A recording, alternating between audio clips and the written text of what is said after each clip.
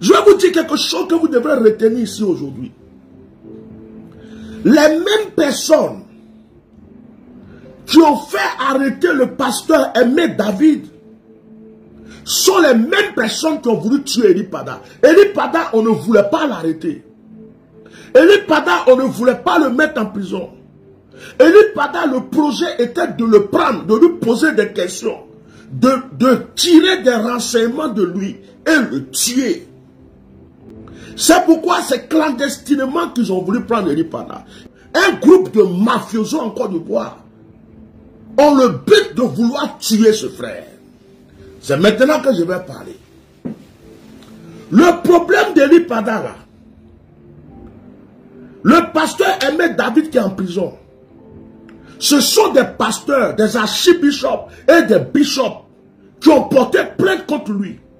Le pasteur Aimé David qui est en prison, ce sont des serviteurs de Dieu qui ont fait de sorte que Aimé David soit en prison parce qu'il les dérangeait, parce qu'il a prêché contre eux, parce qu'il les a insultés d'après eux. C'est eux qui ont mis Aimé David en prison.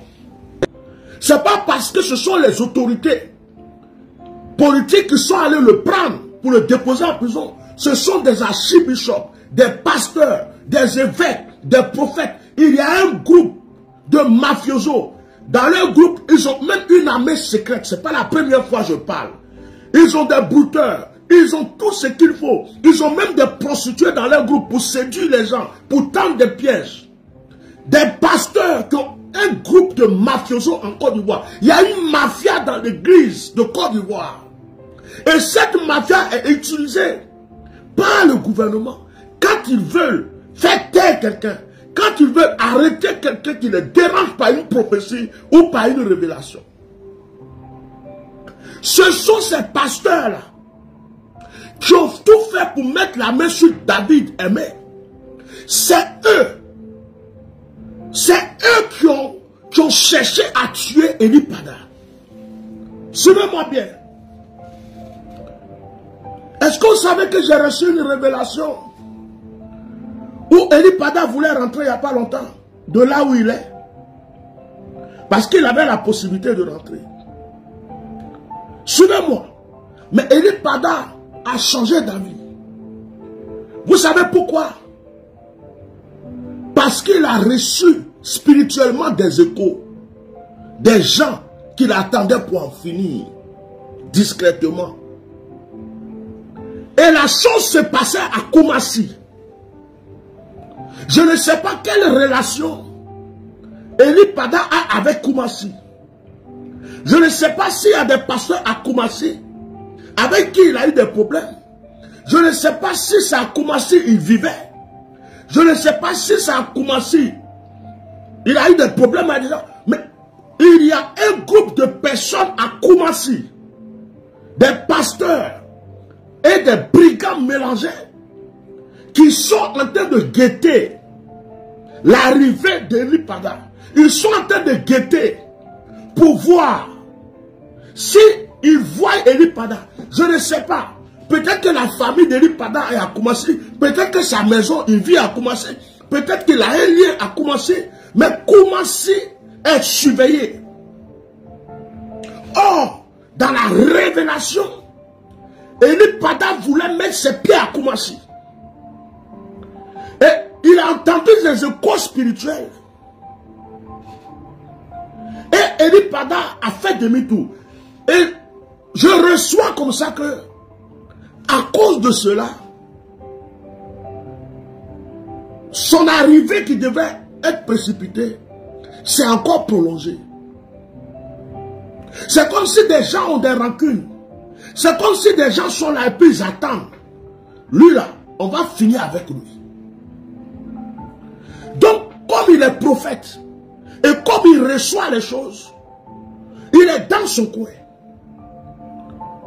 Et l'esprit me dit, si vous ne priez pas, vous ne faites pas attention, c'est jusqu'à vers la fin de l'année que vous allez voir Eli Pada rentrer. Et la plupart de ces personnes font semblant de défendre la cause d'Eli Pada.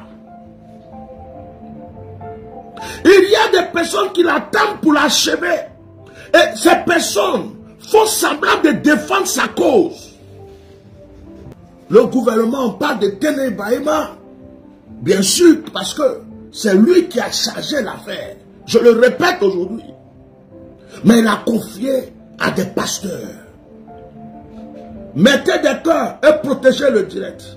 Il a confié à des bishops. Il a confié à des archibishops. Il a confié à des soi-disant serviteurs de Dieu. Les pasteurs vampires.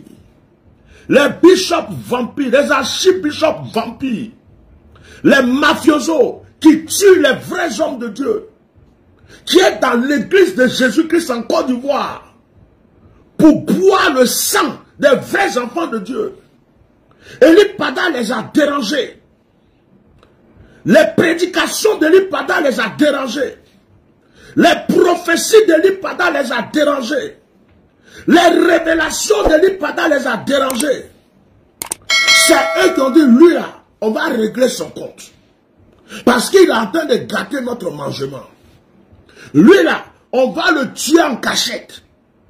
Parce qu'il est en train de gâter notre mangement. Maintenant, tous ceux, remarquez, depuis que Eli Pada a disparu, dites-moi quel est le pasteur, quelle est l'église, quel est le bishop, quel est l'archibishop en Côte d'Ivoire qui a pris cette affaire-là comme son affaire. Mais il y a un prophète qui a disparu. Et il y a un autre homme de Dieu qui est en prison, Aimé David. Il y a un qui a disparu. On ne les entend pas parler parce qu'ils sont concernés. Ils savent ce qui se passe. Aujourd'hui, le vrai problème d'Eli Pada, ce n'est même pas le gouvernement. Ce sont ces archibishops, ces pasteurs. C'est eux qui sont derrière ça. Et ils sont en train de tout faire pour vouloir laver leurs mains. Toutes les stratégies qu'ils font. Ce sont les mêmes qui ont envoyé cet évêque dans l'église d'Eli Pada, dans le but d'endormir. Quand il est parti dans l'église, il a dit quoi? Il partait prier pour que le fils règne. Parce qu'il se disait que le père ne reviendra plus jamais. Il y a une mafia dans l'église de Jésus-Christ. Eli Pada a commencé à les dénoncer. Eli Pada a commencé à prêcher contre eux.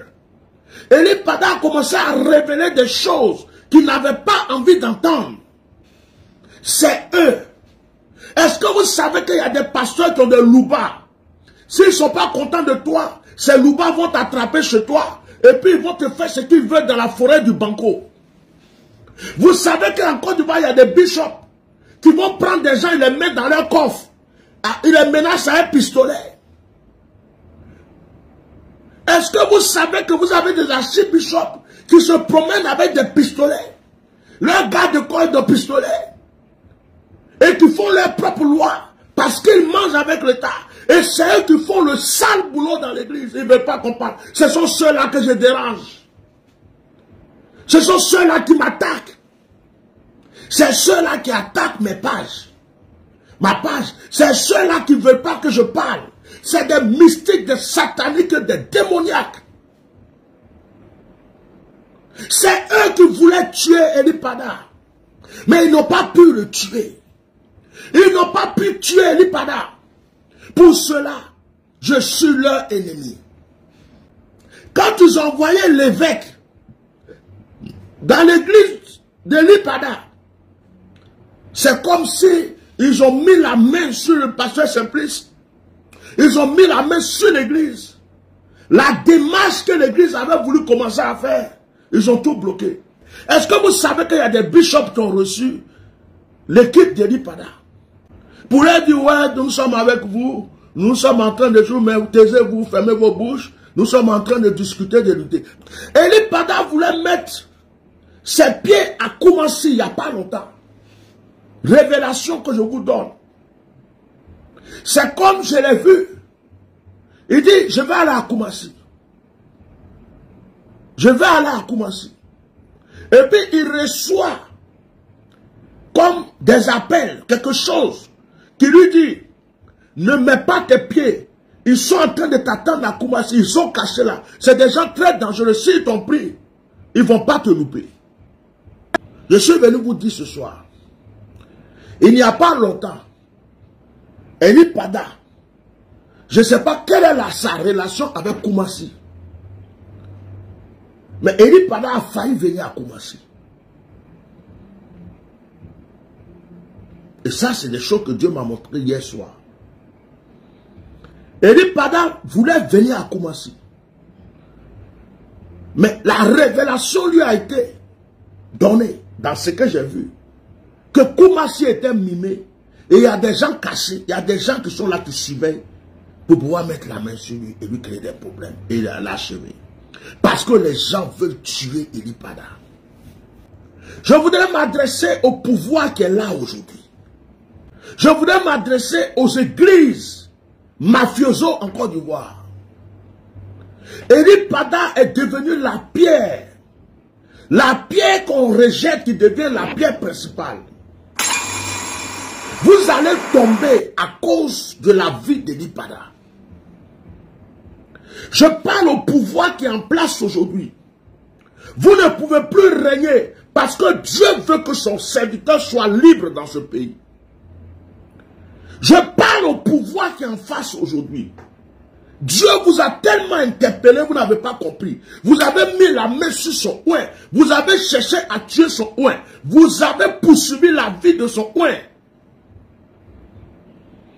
C'est votre chute. Il ne sert à rien de faire des débats, des discours, des débats, des campagnes et tout. Le trône vous a été arraché. Je parle aux pasteurs mafioso, aux bishops mafioso, aux archibishops mafioso, à tous ceux qui sont cachés dans l'église, qui sont des loups déguisés en agneaux, qui travaillent avec des pouvoirs sataniques et démoniaques, qui sont là pour tuer les vrais prophètes dans l'église. Votre règne prend fin. Aujourd'hui, vous croyez que vous êtes fort. Vous croyez que vous êtes puissant. Mais la main de Dieu vous fera fuir. La main de Dieu vous fera fuir. Toutes vos pratiques de sorcellerie, d'envoûtement, de mysticisme, l'apostasie que vous avez mis dans le corps de Christ, le mensonge, certains d'entre vous sont homosexuels, fétichistes, mystiques, sataniques, francs-maçons, démoniaques. Et c'est eux qui viennent s'asseoir. Regardez, depuis qu'Eli Pada est parti, il n'est plus là. À part prêcher, se mettre derrière une chair puis prêcher contre lui. Vous dites oui, un prophète doit être sage. Un prophète doit faire ceci. À part ça, quel est l'homme de Dieu qui a parlé vraiment d'Eli Pada? Quelle est l'église qui s'est levée pour la cause d'Eli Pada? Qui? Même les pasteurs qui veulent parler pour la cause d'Eli Pada en Côte d'Ivoire ont peur. Les chrétiens qui veulent parler pour la cause d'Eli Pada en Côte d'Ivoire ont peur. Il y a des pasteurs qui ont pris leurs fidèles, qui leur ont dit, si on vous entend. Il y a des pasteurs qui ont prévenu leurs fidèles pour dire, si vous parlez de cet homme-là, vous aurez des problèmes. Eli Pada les a dérangés tellement. Et c'est ceux-là qui font semblant. Comme s'ils sont en train de lutter pour la vie de quelqu'un. Parce qu'on les a attrapés la main dans le sac. Parce qu'on a crié pour ne pas que Eli Pada meure. Et c'est eux qui commencent à faire maintenant les pompiers après avoir allumé le feu. Parce qu'ils savent qu'ils sont dévoilés. Ces mafiosos là, ces mafiosos dans l'église. Ce sont des pasteurs, des archibishops qui payent l'argent, offrande que vous donnez là. Ils prennent pour payer des brouteurs pour faire ce genre de travail. Pourquoi ils n'ont pas posé de questions à Aziz 47? Pourquoi ils n'ont pas interpellé Makoso, Jonathan, toutes ces personnes pour leur poser des questions? Ça veut dire qu'ils sont complices. C'est de l'hypocrisie et du mensonge. Ces personnes ne défendent pas la cause d'Eli Pada. Le plus gros problème en Côte d'Ivoire aujourd'hui, ce sont les faux pasteurs dans l'église évangélique. Ce sont les autorités religieuses mafioso. Je n'ai pas dit toutes les autorités chrétiennes en Côte d'Ivoire, mais la mafia qui se trouve dans le corps de Christ. Il y a une mafia dangereuse. Ils sont composés de païens, de chrétiens, de plusieurs personnes. C'est eux qui ont voulu tuer Eli Pada. Mais ils n'ont pas réussi. Ils n'ont pas pu.